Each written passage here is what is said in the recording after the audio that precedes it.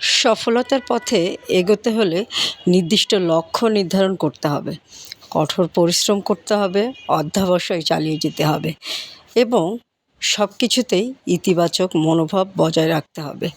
তো hello viewers, আসসালামু আলাইকুম। আমি নীলা আপনাদের সবাইকে ওয়েলকাম করছি নতুন আরেকটা ব্লগ ভিডিওতে। আজকের ব্লগ ভিডিওটাও একই রকম, প্রতিদিনের মতো কিছু কথা, কিছু গল্প আপনাদের সাথে শেয়ার করি। কথাগুলো যদি ভালো লাগে শেষ পর্যন্ত সাথে থাকবেন। তো আজকে যেটা বলছিলাম, প্রতিদিনের মতোই যে কথাগুলো আপনাদের সাথে শেয়ার করি, কথাগুলো একটু মোটিভেশনাল। আমি নিজেও মোটিভেশন হওয়ার চেষ্টা করি এবং আপনাদেরকেও মোটিভেশন দেওয়ার চেষ্টা করি। তো আমাদেরকে সফলতার পথে এগোতে হলে নির্দিষ্ট একটা লক্ষ্য নির্ধারণ করতে হবে, কঠোর পরিশ্রম করতে হবে, অধ্যবসায় চালিয়ে যেতে হবে, ইতিবাচক মনোভাব বজায় রাখতে হবে। এছাড়াও সঠিক পরিকল্পনা এবং সঠিক সময়ের ব্যবহার, ঝুঁকি নেওয়া, ভুল থেকে শেখা এবং নিজের মানসিক ও শারীরিক স্বাস্থ্যের যত্ন নেওয়া অত্যন্ত জরুরি। আর আমিও কিন্তু সেই কাজগুলো করে যাচ্ছি। সব কিছুতে ইতিবাচক মনোভাব রাখার চেষ্টা করছি, নীরবে নিভৃতে পরিশ্রম করার চেষ্টা করছি। অধ্যবসায় তো সাথে আছে, চালিয়ে যাচ্ছি রুটিন মাফিক কাজ করা, বা অর্থাৎ নির্দিষ্ট একটা লক্ষ্য নির্ধারণ করেছি, সেই লক্ষ্য নির্ধারণ মাফিক কাজ করে যাচ্ছি।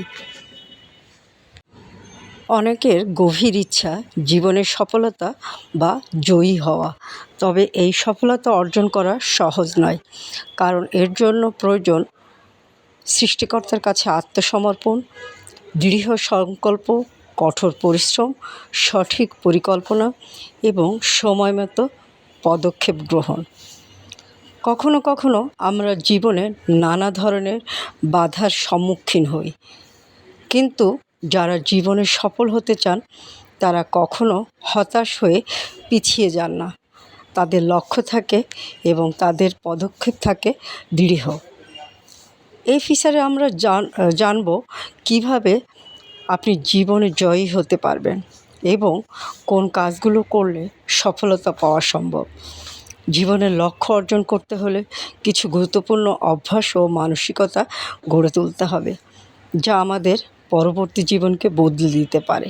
তো চলুন আমি এখন শুনি যে কিভাবে আমরা সফলতার পথে এগিয়ে যেতে পারি। সৃষ্টিকর্তার কাছে আত্মসমর্পণ করতে হবে। সৃষ্টিকর্তার হুকুমের সামনে নিজের জান মাল সব কিছু সঁপে দেওয়ার জীবনে গুরুত্বপূর্ণ শিক্ষা।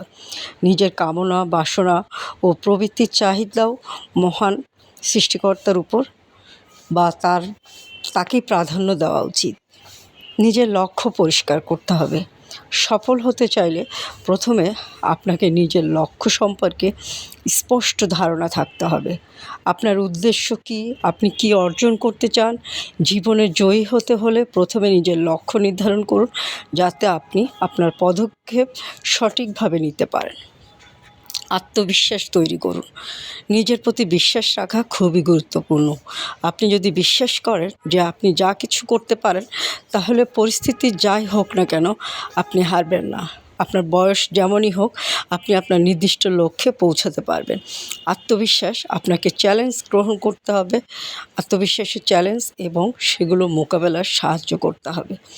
কঠোর পরিশ্রম করতে হবে, সময় সদ্ব্যবহার করতে হবে, ব্যর্থতাকে সুযোগ হিসাবে নিতে হবে, সঠিক মানুষের সঙ্গে যোগাযোগ রাখতে হবে, স্বাস্থ্য মানসিক সুস্থতা বজায় রাখতে হবে। আর এই কাজগুলো যদি আমরা নিয়মিত করে থাকি, সফলতার পথে শারীরিক এবং মানসিক স্বাস্থ্য খুব গুরুত্বপূর্ণ। সুস্থ শরীর ও মন আপনাকে আরও বেশি উৎসাহ এবং শক্তি দিবে। আর সঠিক মানুষের সাথে যদি আমাদের যোগাযোগ না থাকে বা আমরা তাদের কাছ থেকে অনুপ্রাণিত না হতে পারি, তাহলে আমরা কিন্তু নতুন কিছু শিখতে পারবো না, জীবনে সফল হতে পারবো না। জীবনে ব্যর্থতা আসবেই, তবে ব্যর্থতাকে শিক্ষা হিসাবে নিতে হবে। শিক্ষা হিসাবে নিয়ে এগিয়ে চলতে হবে। সফলতার একদম প্রধান কাজ হচ্ছে এটা। ভুল থেকে শিক্ষা নিন, প্রতিটি ব্যর্থতাকে আপনার উন্নতির পাথেয় হিসাবে গ্রহণ করুন। আর সময়ের সদ্ব্যবহার তো অবশ্যই করবেন। সময় হলো জীবনের সবচেয়ে গুরুত্বপূর্ণ সম্পদ।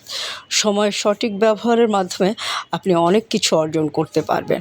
আর মাঝে মাঝে কিন্তু ঘুরতে চলে যাবেন। আর ঘুরতে চলে গেলে সুন্দর একটা শাড়ি অবশ্যই পরবেন।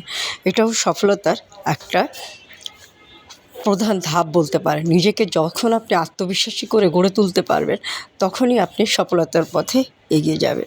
জীবনটাকে এক যাত্রা হিসেবে ভাবুন, যেখানে সফলতা কেবল একটি গন্তব্য নয়, বরং একটি চলমান প্রক্রিয়া। নিজের লক্ষ্য নিয়ে দৃঢ় থেকে উপরে বর্ণিত পদ্ধতিগুলো যদি আমরা অনুসরণ করি, তাহলে কাঙ্ক্ষিত সফলতা অর্জন করতে পারবো। আর অবশ্যই সুন্দর কিছু শাড়ি পরবো, নিজেকে আত্মবিশ্বাসে বলীয়ান হিসাবে গড়ে তুলবো। আর আত্মবিশ্বাসী নারীর প্রথম পছন্দ শাড়ি।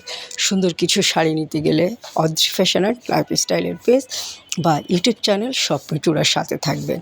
সুন্দর কিছু শাড়ি নিজে পরবেন, সময় সুযোগ পেলে সুন্দর একটা শাড়ি কাউকে গিফট করবেন। নিজেকে নিজের মতো করে বাঁচতে দিতে হবে। নিজেকে সুখী করতে গেলে অবশ্যই সুন্দর একটা শাড়ি পরতে হবে। তো আজকের ভিডিওটা এই পর্যন্ত। কথাগুলো কেমন লাগলো ছোট্ট একটা কমেন্ট করে জানাবেন। ভিডিওটা যদি একটু বেশি ভালো লাগে লাভ রেট দিয়ে দিবেন। তো ভালো থাকবেন, সুস্থ থাকবেন, আমার পেজের সাথে থাকবেন। আল্লাহ হাফেজ, আসসালামু আলাইকুম।